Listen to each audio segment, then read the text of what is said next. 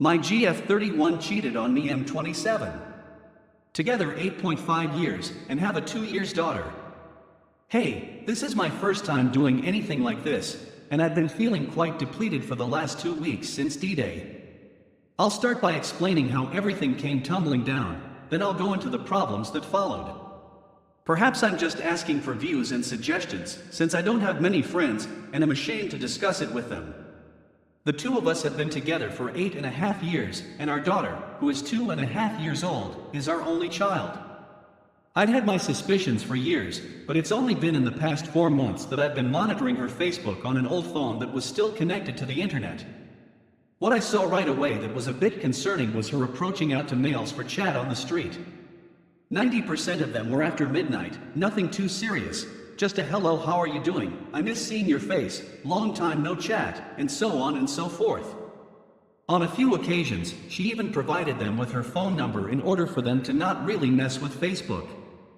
I didn't say anything since I didn't have evidence that she was cheating, and I didn't want to offend her by invading her private, so I didn't say anything for the time being. Checking in on Facebook every few weeks or so became a habit, and I began to notice messages that were no longer there. They would appear as a notification on your phone, but when you went to pick it up, they were gone. We first met while out having a good time when we were younger. I slowed down since I had landed a solid job that needed me to put in more hours than I was used to. She hadn't slowed down much and was still going to the pub every Saturday and Sunday night. This was a neighborhood pub that a lot of our friends, especially her friends, frequented, so I suppose you could call them acquaintances of mine.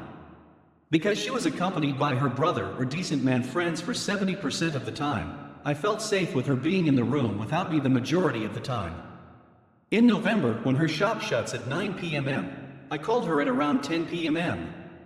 to find out where she was on her way home to me and our kid. She then texted me to let me know she was on her way to the bar for a couple cocktails. Disappointed, but not out of the ordinary. My daughter eventually went to sleep about 11 p.m. that night, and since I had been working since 3 a.m. that morning, I fell asleep with her. I wake up at 4:30 a.m. and she hasn't returned home yet. She is used to staying up until 5 a.m. and this has occurred before, but I am still worried, so I contact her to speak with her. She picks up the phone while inebriated and tells me it's not good. She said that she was on the phone with the police and that she needed to get off the phone. I inquired as to where she was so that I could perhaps assist in the matter by preventing the vehicle from being towed. The person she was with was a bar friend of both of us as well as her brother's, and she stated she was bringing him home, so she was someplace around his house. After speaking with her brother and attempting to locate her, we eventually arrive at the site of the crime. She was detained and sent to prison on suspicion of driving under the influence. Her car had already been hauled away, and her male acquaintance was riding along in the truck with her brother at the time. The automobile was parked in a strange area far away from the man's home, and it was reported as a suspicious vehicle that had been left running for an unknown reason. Due to the fact that it was late at night, and I was attempting to deal with the problem at hand, I was only concerned with getting my child's mother out of prison and regaining possession of my automobile. After I returned home, I spoke with her brother and obtained the male perspective on the situation, according to her brother.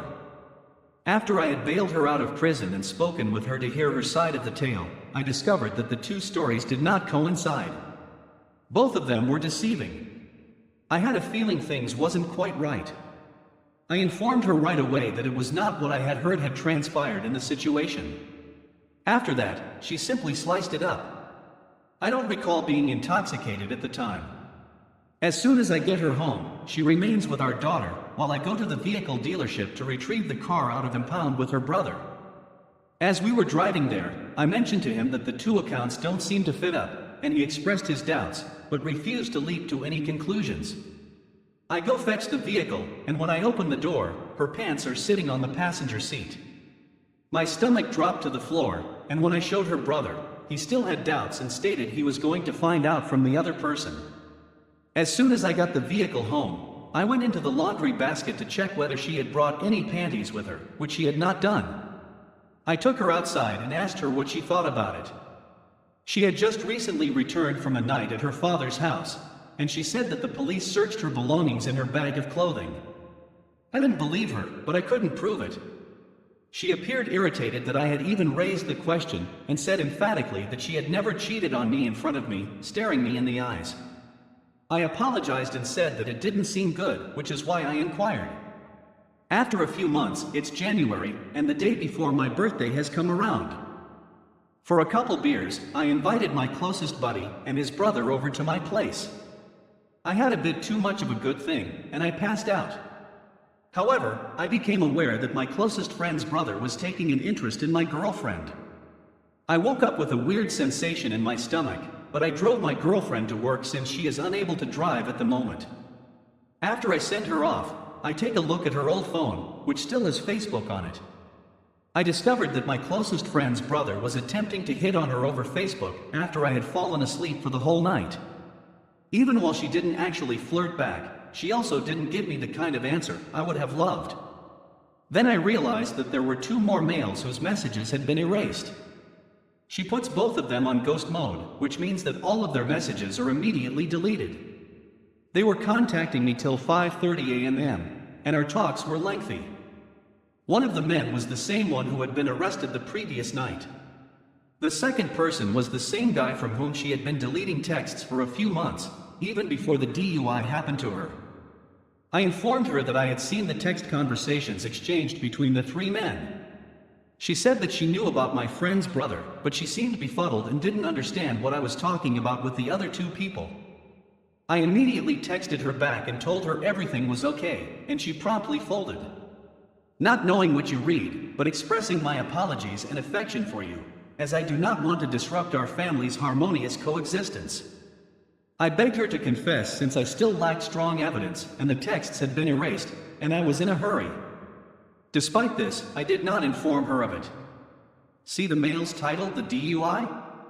And then I respond with everything. She adds, "You would have to ask, I'm not sure what you're talking about." I told her, "How can I trust you if you can't even admit what you did?" I already knew I had the messages, so I didn't need her to explain. She said that it was largely made up of words, and that it was simply plain stupid as *****. What I said and to whom, as well as what transpired with the DUI, are all documented. I don't know, folks, I'm not even sure why she confesses. I told her that I would see her when I picked her up from work since she had 4 of the same things simply going back and forth. When we arrive home, we go out to the back and chat about it. I continued reminding her that I had seen the texts and that she needed to confess. She acknowledged to him that she had slept with him the night before the DUI. And with the other person, she's been deleting his texts since he's been saying stupid things. I inquired as to what she had said, and she said that it had something to do with his me and bending me over the pool table, taking his large black D******. I omitted to note that this was yet another regular at the establishment. We've both been struggling with this for the last 2 weeks, and it's still difficult. She keeps claiming she wants to move ahead and not look back, but it's difficult to get the memories of the past out of my head. All of the deception and treachery on my part. I tried all I could to make our relationship the best it could be. I have a feeling I can't trust anybody, yet I really like her. I promised her that we would do our best to make it work, but it was eating at me every day. To be really honest, I believe that our kid is the only thing that keeps us together right now. I come from a dysfunctional household and don't want her to grow up in the same way. I'm not sure if I should feel weak for sticking with it or strong for attempting to make it work. I was motivated by the fact that she believes it is simple for you to just walk away, and I believe this is true, therefore I chose the more difficult option of giving it all I had. This isn't the first time she's lied to me about anything. She has lied about phone numbers being male, claiming that they were her relatives' numbers. She has also lied about her whereabouts. Her brother contacted me to say she was up to no good, and that I should go check on her. I arrived at the bar at the same time as her, with another man in her vehicle, who she said was her brother. She got in her car and stated it was nothing, but her actions didn't give me that impression. Those 2 occurrences occurred before our daughter was born, and I had hoped that she would have opened a new chapter in our family's history. I suppose so, but I still get the impression that it would not have happened to me. Please assist me since I am lost. Edit, there is a lot going on in our life right now, including the loss of a family member. But my curiosity is getting the better of me, and I want to contact the individual and find out precisely what was going on. Is this a poor idea in any way?